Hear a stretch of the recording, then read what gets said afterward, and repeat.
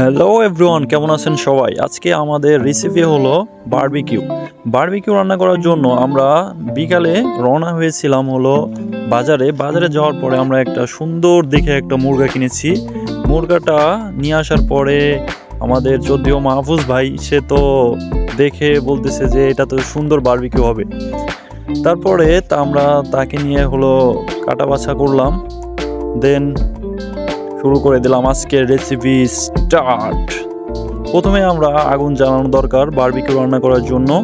Barbecue তৈরি করার জন্য আগুনটা আমরা যেহেতু আমাদের কোনো উপকরণ নেই তাই আমরা ডেনের মধ্যে একটু আগুন জ্বালানোর ট্রাই করলাম, দেন আমরা সাকসেসফুল হলাম। তারপরে আমাদের প্রথমেই ছিল মুরগি কাটা।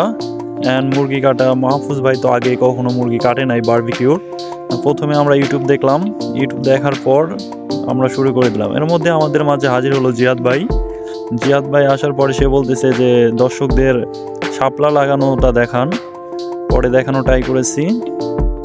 মাহফুজ ভাই মুরগি কাটতে বসে গেছে।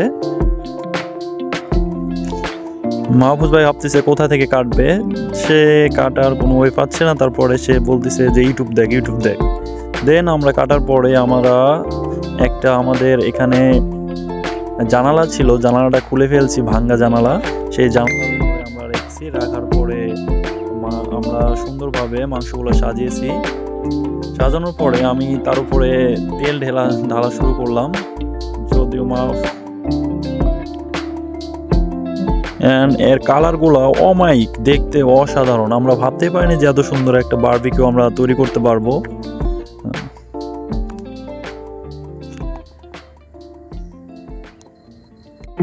দেখুন কত সুন্দর একটা বারবিকিউ আমরা তৈরি করে ফেলছি। এর কালারটা দেখুন, অসাধারণ।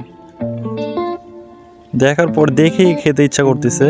এর মধ্যে আমাদের বারবিকিউ রেডি। আমাদের শফিক স্যার আসছে, ফ্যামিলি ম্যান আসছে একজন, সে খেয়ে তো সেই প্রশংসা করছে যে ফার্স্ট ট্রাই, এত সুন্দর রান্না কেমনে পসিবল। দেন আমিও খাওয়া শুরু করলাম।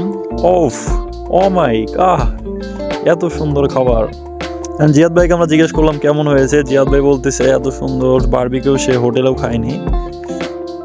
তারপরে আমাদের মাহফুজ ভাই বলতেছে যে এত সুন্দর রান্না সে করতে পারবে, সে ভাবতে পারে নাই। দেখুন কালারটা কি, ও মাই, জাস্ট ওয়াও।